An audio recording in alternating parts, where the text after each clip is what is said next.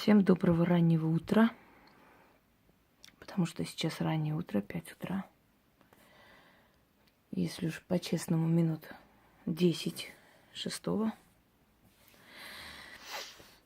Вы знаете, некоторым кажется, что карты или просто сеанс ясновидения – это всего лишь такая маленькая процедура. На самом деле ничем не отличается от очень сильных ритуалов, потому что точно так же ты тратишь силы.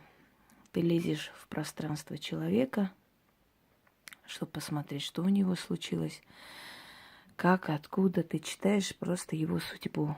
А в это время у тебя уходит огромное количество сил.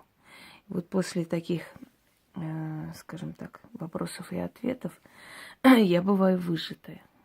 Хотя сегодня пришла в себя и ритуал не сняла, как я хотела. Ну ничего. После определенных работ решила снять кое-что и пойти немного отдохнуть. Поскольку этот вопрос постоянно крутится, я так понимаю, что люди, видимо, ли не находят вот в старых моих каналах, да, дочерних каналах, я их называю, как-нибудь выложу, сколько там таких каналов. Либо не видят, либо просто новые люди, да, задают вопрос. Либо хотят дополнительного еще что-то, дополнительную информацию узнать. Поэтому, естественно, я время от времени обновляю эту тему, которая волнует человечество с того времени, как человечество вообще существует на Земле. Вы знаете, друзья мои, ничего так не влечет, ничего так не пугает, как смерть. Что такое смерть? Что такое бессмертие души? Ад, рай. Религии пугают, подчиняют себе этим. Где-то спекулируют. Что там есть? Мы не можем знать наверняка на все 100%. Но есть память поколений, есть опыт еще древних времен. И вот, опираясь на все это, мы можем сделать выводы, мы можем узнать, хотя бы примерно приблизиться к этой тайне, что там после смерти. Смерть считается и страшным происшествием, смерть считается и таинством. Люди желают друг другу смерти, то есть думая, что это самое страшное, что они желают, да, что самая страшная расплата за поступки в жизни – это смерть, чтоб ты сдох, ты помер, провалился в могилу, или чтоб тебя видеть и так далее. Эти все проклятия направлены на то, чтобы человека не стало, мол, не станет тебя, и вот на том свете за все ответишь. Так ли это? Настолько ли это страшное проклятие, настолько ли это жуткое наказание, или смерть это всего лишь вселенский процесс, который никому не избежать, ни одному живому организму? Итак, что происходит до рождения человека? До рождения человека в пространстве, в астральных мирах. А я говорила про астрал, откройте, прочитайте. Вертикальный астрал, горизонтальный астрал. Там обитают духи, и их очень много, великое множество. Откуда каждый из нас появляется, душа наша, и куда уходит? Из какой вечности мы выходим, из какого хаоса? До конца это мы не узнаем никогда. Ну, по крайней мере, пока мы живы на этой земле. Может, там нам скажут. Души, сгустки энергии, сгустки разумных энергий, которые знают, что хотят, кто они, обладают памятью. Такое понятие, как дежавю, знакомо многим. Бывают моменты, когда ты ощущаешь, что ты уже здесь была, что ты это уже слышала, и вообще вот этот дом ты знаешь уже, и так далее. Полное ощущение возврата в то место, где ты уже была. Врачи называют это дежавю, считают, что это либо амнезия памяти, либо путанное сознание. В общем, который выдается за правду, да, что это игра воображения мозга. На самом деле дежавю – это не что иное, как память души. Душа уже была там, она уже там жила.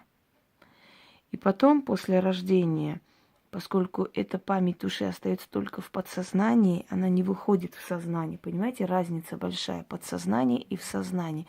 Есть некоторые вещи, которые мы делаем подсознательно, не понимая этого. А есть сознание, которое нами руководит. Это сознание создается воспитанием, генетикой, окружением, обществом, самовоспитанием и так далее. Мы таким образом создаем свое сознание. А подсознание от нас не зависит. Подсознание, оно очень богатое. Каждый человек внутри обладает огромным богатством. Если сознание дошло до определенного уровня, если сознание настолько развито, что может уже вытаскивать из подсознания определенные вещи, этот человек талантлив. Вот талантливые люди, у них очень развитое сознание. И поэтому сознание уже обладает над подсознанием. То есть подсознательно, если человек кому-то завидует, сознание сразу давит сверху, запрещает, сразу перевоспитывает.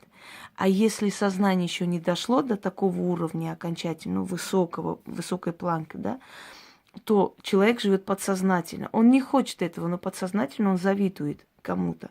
Но сознание еще не достигло того уровня, чтобы контролировать подсознание. Поэтому человек живет первобытными, можно сказать, инстинктами. Когда кошки ревнуют друг к другу, да, они не думают, это удобно, уместно ли, вот люди смотрят, им все равно, они грызутся, они дерутся. Попробуйте привести новое животное, и вы увидите, как ваши домашние уже питомцы, любимые, отреагируют. Они будут ревновать. И они эту ревность открыто показывают. Они кидаются, нападают, они вас могут укусить, они могут обидеться, они могут отказаться от еды. То есть они не умеют скрывать внутренние свои чувства. Ими руководит подсознание, инстинкты. Что дано, то и используют. А человек, который развивает свое сознание, свое эго, он может контролировать свое подсознание. Вот в подсознании все, что есть, подчиняется сознанию. Тогда человек может считаться личностью. То есть он переходит от этого первобытного состояния еще, когда формируется Homo sapiens, да, только человек разумный начинает выходить из пещер. Вот, он уже вышел из пещер, его первобытные инстинкты поесть, сношаться, поспать и так далее уступают большему. Там, написать картину, оставить наследие, книгу, петь в опере, я не знаю, и так далее. Быть личностью. Как говорил Антон Павлович Чехов, Бог не дал каждому возможность быть великим, но Он дал каждому возможность не быть ничтожеством. Вот это у каждого есть. Это нужно использовать. Так вот, подсознание – это память души. Внутри, в нашем подсознании иногда бывают моменты, что мы встречаем человека, и нам кажется, что мы с этим человеком очень давно дружили. Мы находим общий язык. Мы становимся близкие люди, родные люди. И эта дружба продолжается всю жизнь. Поверьте, есть и такая дружба. Не каждая дружба разбивается о скалы зависти и ненависти. Но такая дружба должна быть между, как вам сказать, одинаковыми людьми. Неважно, кто из них в какой сфере чего достигает, но эти люди должны быть похожи. Не верьте, когда говорят, что разные люди как раз притягивают друг друга. Ничего подобного. И пары должны быть похожи. Вот бывают два дурака, да, и они такие счастливые, все над ними смеются, все им что-то говорят. Они счастливы, потому что они вдвоем два дурака, они друг друга понимают. А вы разумные, пытаетесь их научить. Но если один из них будет разумен, они будут несчастливы, потому что один будет контролировать другого, пытаться исправлять, понимаете? Вот это все эти аспекты, все эти тонкости, это и есть память души. Так вот, до рождения человеческая душа имеет возможность, если он там имеет привилегию какую-то особую, ему дают возможность в этой земле побывать. Несколько веков даже он может здесь крутиться, вертеться, и его могут видеть и могут испугаться. То есть он в обличии призрака, в обличии привидение, скажем так, в обличии души. Он является, он ходит вокруг, его видят, замечают и так далее. Через некоторое время он может родиться в этом роду. И вот эти моменты, когда ему кажется, что он уже это знает, он это слышал, он это видел и прочее, вот это дежавю, это память души. То есть душа до рождения в этот мир существует как сгусток энергии, как сущность. Сущность рождается в этот мир в теле человека один раз. Ему дается один шанс прийти в этот мир и уйти. Сейчас поэтапно скажу, почему, как и так далее. Вот сущности, духи, они, по сути, у них есть определенная жизнь там, в этих сферах. Они живут. До того момента, пока они не придут на эту землю, они нейтральны, они не принадлежат ни к одной нации, ни к одному обществу, религии, ни к чему. Они просто сущности во Вселенной. Они любят Вселенную, они знают, кто есть боги, они их знают. В отличие от человека здесь, который ищет ответ всю свою жизнь, они это знают, видят, они знают, что есть определенные сферы, куда им нельзя пройти, потому что это высшие иерархии сил там находятся. Но у каждой сущности точно так же имеются свои чувства, имеется свое сознание, своя память и так далее. И вот выбирают из сущностей тех, кто должен родиться в избранных родах, те, которые должны родиться в испорченных родах. Кому какое испытание уготовано, согласно тому, как они там себя вели, точно так же они приходят в этот мир. Кто-то приходит искупать свои вот эти вот прегрешения, кто-то приходит спасать род, кто-то для чего-то, у каждого своя функция. Сущности там любят друг друга. У них бывает парой. Если у них есть какие-то особые заслуги, то благодаря этим заслугам они родятся в одном поколении. То есть они в этом мире встретятся. Они встретятся. Если вы в этом мире встретили любимую душу, если вы в этом мире счастливы с человеком, если он тот самый, с которым вы хотите всю жизнь прожить и живете, значит, вы особая душа. Поэтому вам дали право наслаждаться любовью здесь. Вы родились в одном поколении. Вы можете быть разных национальностей, разных религий, люди, неважно. Но вы в этом поколении, вы в этом мире, вы встретились, и вы счастливы. Кто у вас раньше уйдет, будет ждать второго там. То есть там будет дожидаться встречи. Но встречает своих половинок очень малое количество людей. Очень малое количество в процентном соотношении жителей планеты Земля встречают и любят, и действительно счастливы. Основное количество людей женится, создает семью и так далее по разным причинам. Потому что пора жениться, потому что детей хочется, потому что хочется семью и так далее. Я бы не сказала, что все эти браки, они счастливые. 1 на миллион брак счастливый на самом деле. Это говорит о том, что те, которые всю жизнь ищут свою половинку и не могут найти, родились в разное время. Следующий момент. Бывают моменты, когда у сущности начинается, то есть у человека, извиняюсь, начинается ностальгия по каким-то древним временам. Кто-то любит 18 век, кто-то любит римские времена. Вот мне бы родиться в это время. Вот это влечение туда, оно не случайно. Я понимаю, что 1 раз, 2 раза фильм посмотреть, это другой вопрос. Но когда человек прямо с ностальгией, с мечтой, и у него некая страсть к этим временам, он все время вспоминает, все время говорит об этих временах. Интерес у него, он собирает фильмы того периода, он собирает исторические какие-то материалы и так далее. Это говорит только о том, что его любимая душа, которая родилась раньше него, родилась вот именно в этих веках, в это время. И поэтому подсознательно, сам не понимая, почему ему нравятся эти времена, он вспоминает с тоской то время, когда он был на земле, он жил здесь. И этому человеку так хочется вот с этой любимой душой соединиться, и он говорит, мне бы родиться в то время. Это говорит о том, что сущность одна, которая пришла на землю, родилась и умерла, может быть, именно как раз во времена римских завоеваний, да, предположим, вот возьмем, к примеру. А он там ждал. И потом он должен был родиться уже в другом поколении, через много тысяч лет, в наше время.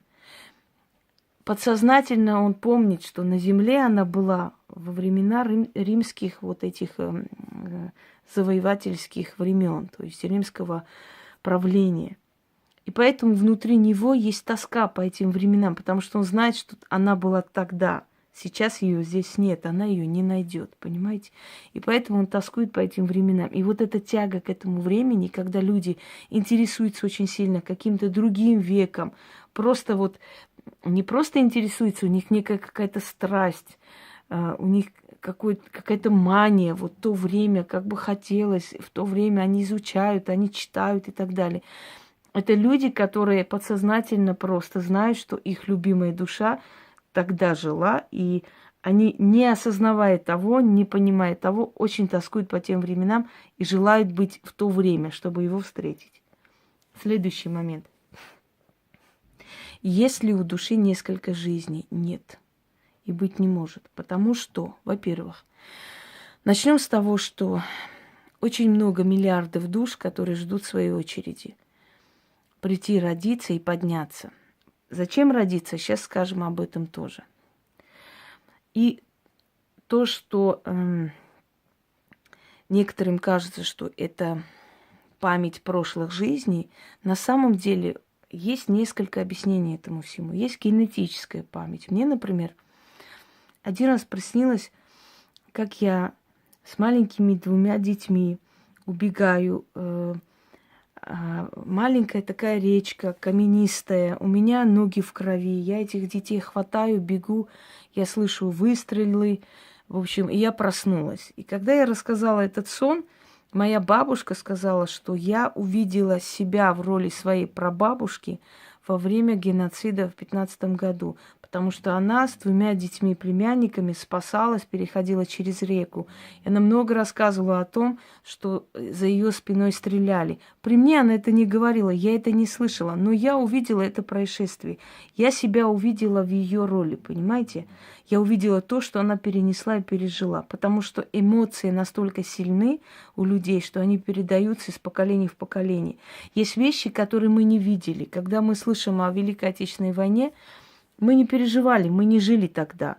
Но когда мы слышим эти рассказы, у нас внутри все переворачивает, потому что мы представляем, как люди с голоду умирали на улицах. Мы представляем это как трагедию личную, потому что наши предки это пережили, их эмоции, их этот внутренний вот стресс, да, внутренняя вот эта стряска, она передалась просто по крови нам. И мы словно сами были там, мы можем полностью прочувствовать эту боль, этот страх, этот ужас, все, что они пережили, как свою личную трагедию. Это память души, и это память генетическая, которая связывает нас с нашим поколением, предками. Вот они что чувствовали, мы можем это прочувствовать, мы можем это увидеть. Следующий момент. Есть момент подселения, когда души селятся в человека, те души, которые не находят покой после смерти, и начинают говорить определенные вещи, которые пережила, то есть душа, чужая душа при жизни. И человек, который объясняет, что вот такой дом, там родители так звали и так далее, и мы с ужасом начинаем понимать, что такой человек действительно жил, и что это описание полностью подходит, а значит, он переродился в этом теле. Нет, он вселился в это тело и говорит словами человека полностью: вот вы дома находитесь, у вас хорошее настроение, вы встали, пошли на кухню. Прошлись на кухню у вас началась тоска. Вам резко стало плохо, какая-то внутренняя апатия, как-то нехорошо. Повернулись, вернулись обратно. Стало легче, удивительно, почему такое было состояние. А я вам объясню, потому что рядом с вами есть портал, скорее всего, и в вашем доме просто есть порталы. И через эти порталы проходят души. И эти души передают вам свои эмоции, внутренние эмоции. вы, не осознавая того, иногда есть дома, например, да, где все шикарно обставлено, красиво, но там чувствуешь себя дискомфортно и плохо. А есть дома такие простенькие, скромненькие, ты там себя хорошо ощущаешь, у тебя настроение хорошее и так далее. Зависит от сущности, которые там есть. А сущностей полно вокруг нас и очень много. Они такие же жители нашей Вселенной, как мы с вами, так что мы обязаны и должны рядом с ними жить. Желательно с ними не конфликтовать. Так вот, вы проходите через эту душу, и вы сразу перенимаете эти эмоции на себя. Понимаете? И вам кажется, что это вам плохо, что это у вас какая-то безысходность. На самом деле это все эмоции той души, которые рядом, то есть которые находятся, через которые вы проходите туда-сюда, да? Вот портал открылся, и они там есть. То же самое происходит у человека. Вселяясь душа в человека, начинает описывать сцены жизни и так далее. И люди, которые очень хотят верить в переселение душ, тут же выхватывают вот это все, что вот эта душа переродилась в другом теле. Следующий вопрос. Вопрос кармы. Кармы, на котором строится, как некоторые товарищи говорят, вся магия строится на переселении, реинкарнации, карме. Магия не строится на этом строится аферизм. И очень удобно и ловко вот так перевернуть все и сказать человеку, что у тебя там в какой-то жизни был грех, и сейчас ты отвечаешь за это, и надо тебе карму прочистить. То есть ты полностью просто говоришь абсурдную вещь, которую не проверить, не опровергнуть невозможно. И ты берешься сделать то, о чем даже непонятно, оно существует или нет. А вот когда тебе приходится действительно говорить человеку, очень четко, ясно разложить по полочкам, это очень сложно. Это надо уметь, это должно быть дано. Да? Легче простого просто говорить о карме. И, естественно, понятное дело, что никому не нравится, когда ты говоришь о том, что это метод обмана, что этого не существует. Итак, карма. Карма и слово «карающая матерь» вообще-то. Я сказала, все спохватились. Очень хорошо, рада за это. Хоть людей как-то просвещаю. Карающая матерь. Та самая Фемида, та же самая вселенское равновесие и так далее. То есть то, за что мы должны получить. У армян есть такое выражение: с твоими грехами однажды твои дети встретятся. Или твои грехи однажды выйдут навстречу твоим детям. И это действительно так. Есть моменты, когда люди, которые развязанно себя ведут, и нам кажется, что не будет им никакого наказания, они все гуляют, пьют, радуются всему. Их поколение отвечает за своих отцов.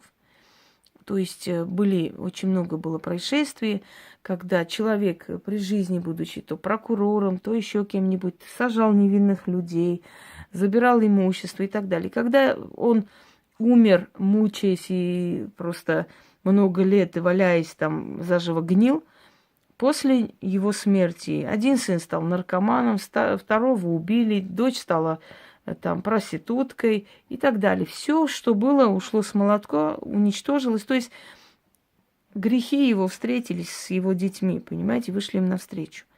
Ничего никуда не пропадает. И бьют вас в тот момент, когда вы уже подумали: а, вот я это сделала, то сделала, все обошлось, все хорошо. И вот в этот самый неожиданный момент удар приходит, расплата.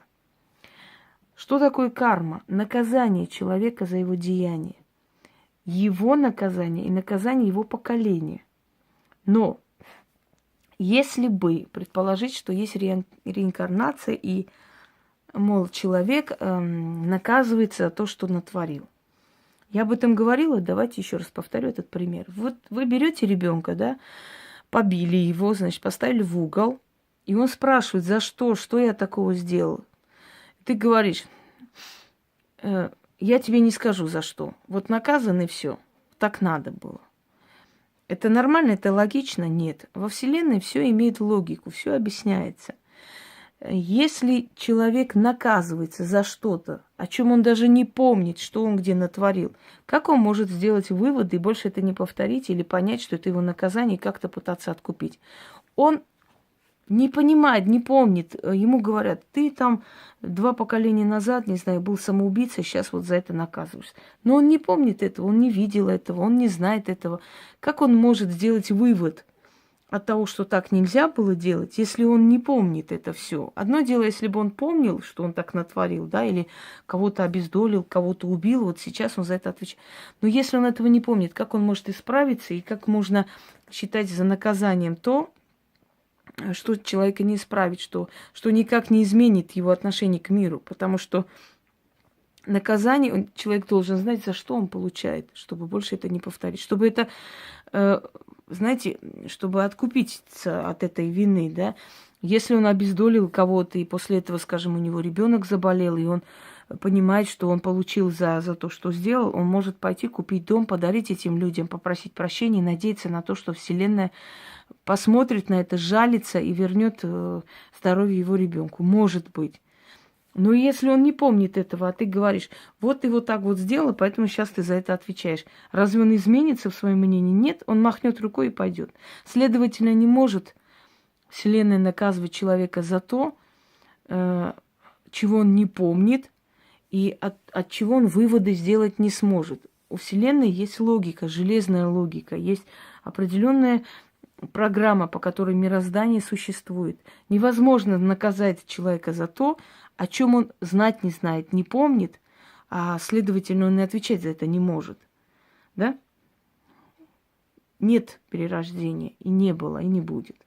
И та же самая, то есть то же самое колесо сансары, о котором говорят индусы, даже Индия разделена на несколько разных, скажем, религиозных течений, в котором в одном принимается это, в другом не принимается это, потому что считают, что колесо сансары – это остановка полностью твоего жизненного цикла и цикла твоего рода. То есть все ушли туда, всю вину за род, значит, всю эту вину выкупили, откупились, пострадали за это все, и колесо сансары остановилось. Все. Род обновился и начал по новой существовать. То есть все эти греховные представители этого рода ушли. И все это остановилось. И по новой пошло. Кто-то может в это верить, кто-то может не верить. Я объясняю с точки зрения логики. И с точки зрения того, что если мы вызываем душу человека, и он приходит и нам отвечает, то как понять, если он, говорят, переродился куда-то там в Китае, да, ушел, как же он может прийти на спиритический сеанс? Это первое. Во-вторых, многие люди, которые уходили, да, в предсмертной агонии, которых возвращали, рассказывали о том, что они видели там всех родных, всех близких. И что там говорили на своем языке, на том языке, на котором они говорят на этой земле. Многие мыслители древнего прошлого и вообще многие люди, у которых были особые способности и видения, говорили, что там есть духовные страны, что каждая страна, каждый народ сплочается, поднимается там. И вот это поколение того народа помогает этому народу, который здесь живет. То есть души, которые принадлежат этому народу, они помогают своему народу внизу. Это можно, знаете, это можно действительно принять за правду по той простой причине, что именно народ помнит своих героев, жертв, которые ушли. Именно этот народ все время как бы отдает определенную часть энергии этим душам для того, чтобы они там существовали. А значит, следовательно, связь между духовной страной и между физической страной, она очень сильна, потому что кто помнит наших родных, близких, если только мы, правда? Ну, скажем так, американцы же не будут вспоминать наших героев. Они же не будут о них слагать легенды, рассказы, там, оды, стихи. Нет, конечно. Потому что наши герои принадлежат нам. Мы о них говорим. Мы питаем их душу этой энергией. Следовательно, помощи ждать от них, от духовного, скажем, духовной страны, которая там есть, можем только мы. И помогать они будут нам. Потому что мы их родные и близкие. Да? Мы те, которые даем дань воспоминаний, тем самым усиливаем их душу. Следовательно, там существуют именно духовные страны. Страны, которые состоят из душ определенного народа. То есть там, если грубо говорить, духовная Россия, есть там духовная Армения, еще другая страна. У нас когда-то был такой священник, то есть католикос, патриарх всех армян, Георг V. И он сказал, духовная Армения намного больше, и там больше армянства, чем Армения, которая на земле. Потому что если посчитать, сколько за века убивали невинных людей, и сколько душ туда ушло, то духовная Армения намного раз больше. Это значит, что духовная Армения нас оберегает оттуда. Ну, вот так сказал такой человек-мыслитель, который всю свою жизнь отдал религии, людям и так далее. Далее продолжим о душе. Мы пока еще поговорили о его, скажем, изначальной жизни на Земле. Мы сейчас поговорим об уходе из этой жизни и далее, что творится с душой человека. Наверное, я сниму еще один ролик сейчас.